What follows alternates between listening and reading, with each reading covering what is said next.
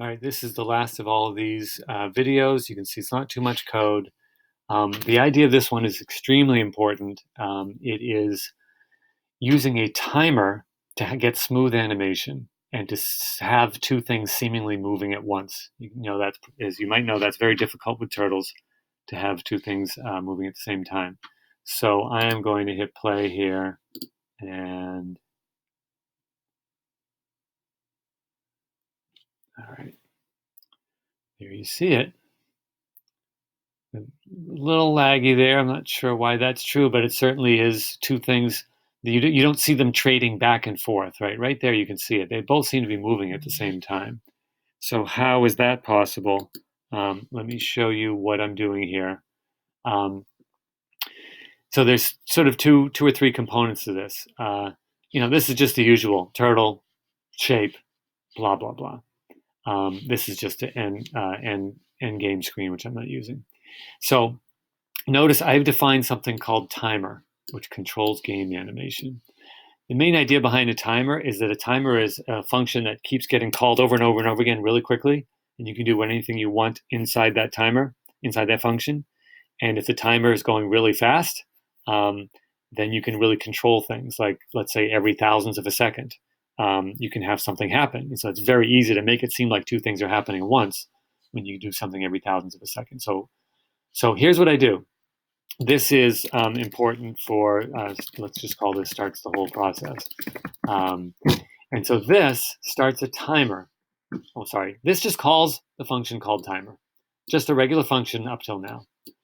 Which, if the game isn't over, and this is I took from another game I wrote, but whatever. If the game isn't over, this is the main thing that it's doing. So don't worry too much about this. And so this is just keeping track of how many times this function has been called, and then every other time it's going to move this coin, and every 3 times it's going to move that coin, and then there's the wraparound process. So most of that doesn't really matter.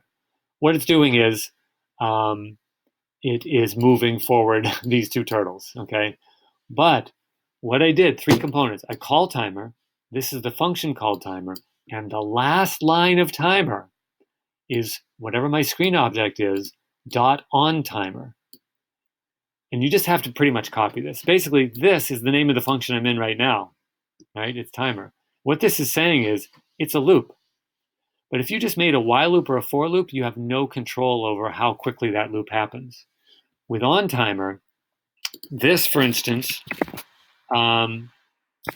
it says, hey, call this function over and over and over again as if it were a loop, but call it every thousandth of a second.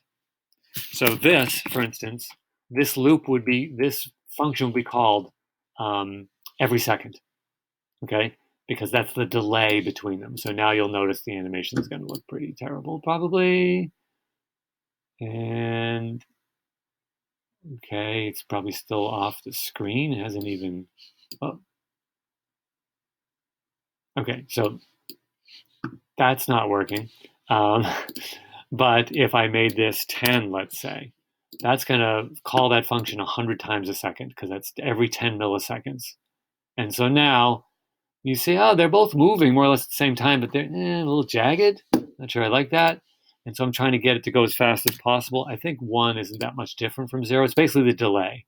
So 0 is the fastest it can possibly go. 1 is pretty good. And I can have them moving in different directions, etc. I could easily make 10 of these and they're all moving like that. But again, the difference is that you're not trying to go forward some tiny amount and then after that go forward. No, they're pretty much every thousandth of a second or so doing this. So that's a timer for making better and smoother animations. All right, and that is it.